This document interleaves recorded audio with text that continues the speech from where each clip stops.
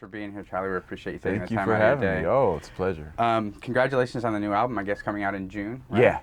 Yeah. How does a project usually start for you? What's the first step? It's always different. It just depends on what it is. I mean, if you have a band you've been touring with and you've accumulated material, then you just boom, you go into the studio and you record it in a couple days and you're done. For this last one, it was I had been playing with Leon Parker we have a relationship. We've been playing for a few years together, so we had a rapport, and I wanted to make a record because I made a duo record with just Leon and myself before, and I wanted to make a record that was more of a that had that sensibility, but had a lot of different players on it. So every track, well, I think one track is solo, but most all the other tracks are Leon and myself, and then there's augmented by extra percussionists, a couple horn players and whatnot. So this one just came together in a lot different way than most of them do. So I would have to say that it depends on what the project is. How do you decide on the ensemble that you're going to put together, the group of musicians? Well, I think it's just a matter of, if you write some tunes and then you just kind of hear what's in your head and you just go with that.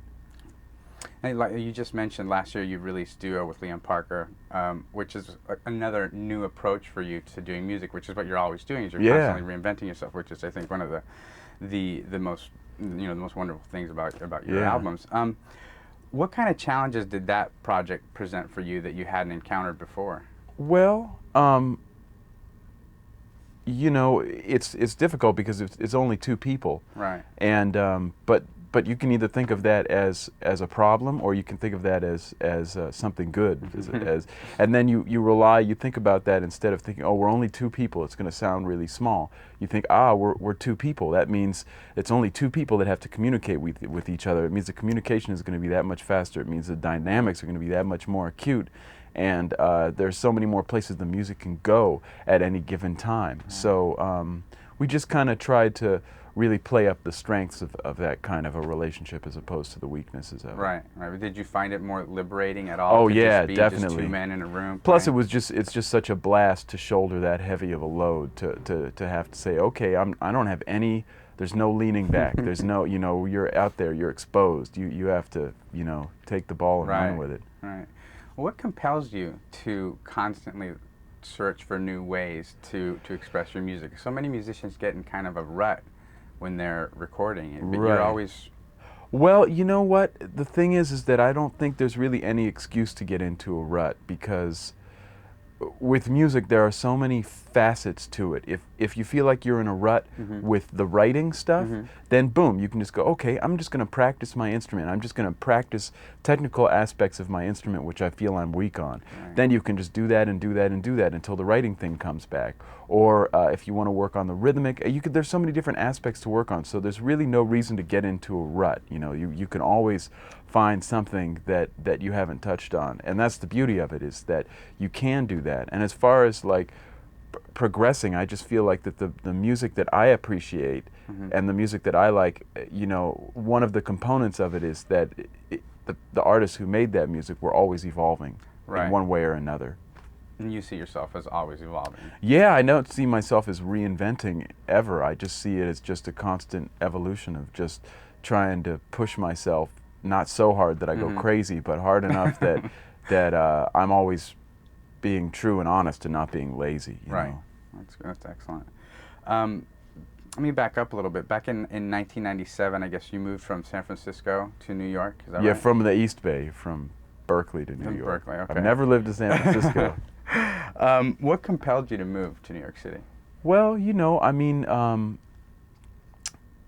for a musician doing what I'm doing, all of the people, like my peers who I kind of not idolized but really was inspired by, all were in New York.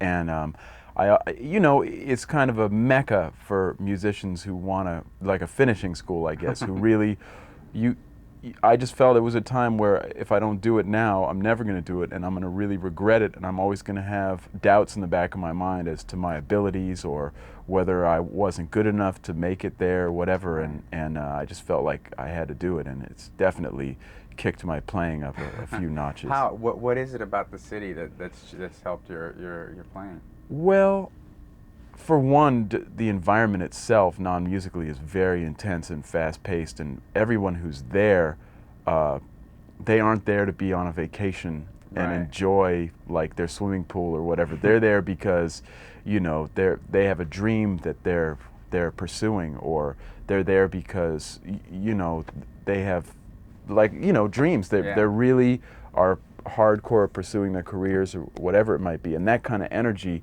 you get really caught up in, and it's very inspiring. And then the musicians who are there, you know, there's so many incredible musicians from all around the world. I mean, you know, I talk to guys, well, I'm thinking about, you know, I really want to go to Brazil to check out the percussion. They go, oh, you don't need to do that because the best guys live here, you know, or the Cubans, whatever. Oh, yeah, they live here, you know, everyone lives here. So you have that, and the beauty of it is that you don't have to go there and make yourself play the kind of music that is there, because there's always, you can get in where you fit in. There's always going to be a crowd of people that you will eventually find to play with. When you first moved there, I read an interview that you did. I think it was a few years ago, but you said that the Bay Area had dried up for you. Yeah. Creatively, I guess. Where would you go next if that happened in New York? Well, I mean, I wouldn't go back to the Bay Area, but I mean, never say never, of course. But I don't think I could afford to move back there now. But you know, I think maybe somewhere outside of New York City, maybe not just in the city, but I like the East Coast a lot. Really? Very good. When you first started playing 7-string and later an 8-string guitar, what made you decide to graduate to that next level of playing? Yeah, it was just kind of a natural progression, because I had always been interested in eventually doing what I'm doing now, and I played 7-string for a few years, and I felt like, let me just get some more bass going, and I mean, I'm doing this, I might as well do it all the way. Right. So I had the 8-string made to have the full range of the bass and the guitar. Is it a huge leap from a 6 to an 8 for a burgeoning guitarist? Yeah, definitely, because, well, there are so many more facets to it, because the 6-string guitar, you can do some of the stuff I'm doing, but you don't have the range. Right.